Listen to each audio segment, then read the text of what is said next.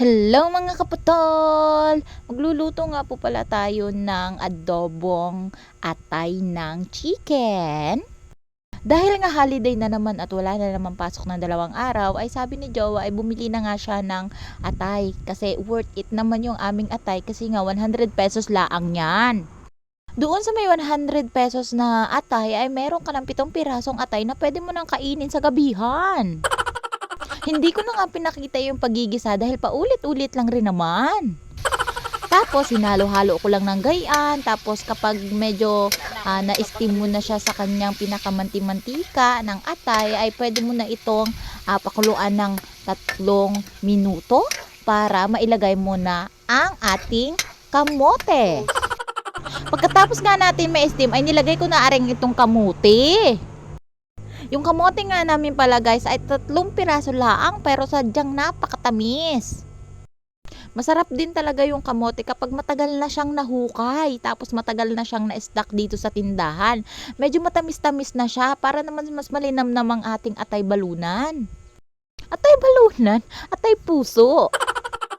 Tapos pakukuluan mo lang, tapos ako kasi sabay-sabay ko na siyang nilagay, nilagyan ko na rin ng paminta, tuyo, suka, magic sarap at iba pa. Mas masarap itong adobong atay natin kapag nilagyan mo ng siling labuyo. Dahil nga wala talaga akong makitang siling labuyo kay Maring Bika, ay hinayaan ko na laang naman.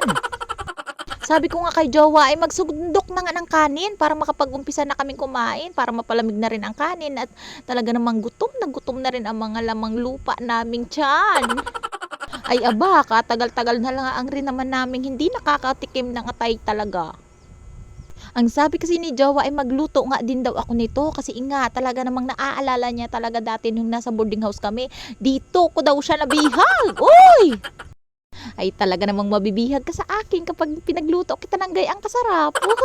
Nung naluto na nga si adobo ay binigyan ko na nga si mama, saktong-sakto kasi katatapos lang nila kumain. So ibig sabihin, konti na lang ibibigay ko dahil busog na sila. Nung naluto nga si adobo, aba ay hinain na nga namin sa aming lamesa para naman makapag-umpisa na kaming kumain na talaga namang gutom na itong batang makulit na ito. Napakasarap lang talagang mamuhay talaga sa simpleng buhay mga kaputol. Yung kahit konti lang yung iyong ulam, hindi naman ganun kasarapan, hindi naman ganun kadami ang sahog, pero yung kontento ka na sa sarili mo, tapos kahit nagayan laang ang yung buhay ay masaya ka na at yung anak mo ang nagpapasaya sa'yo, pati yung imong asawa na puro stress lang ang dala. Huy, ba't naman gayon? Tapos syempre, hindi mawawala yung kapag kumakain ka ay may subo-subo sa imong anak, kaya hindi ka na rin talaga nabusog. Pero alam mo yung pinakamasarap talaga sa pakiramdam mga kaputol ay yung kontento ka sa sarili mo kahit na ganito lang yung status niyo sa buhay. Yung masaya lang kayo buong pamilya at walang problema at walang sakit kahit na wala kayong pera. So dahil nga marami-rami na naman ang makakain natin ngayong gabi ay good luck sa ating sugar. Charit. Nakakaramdam na naman tayo ng paghilo. So, ingat kayo palagi mga kapatol. Hanggang dito na lang ang aking vlog. Bye-bye. Love you, mama. Chup-chup.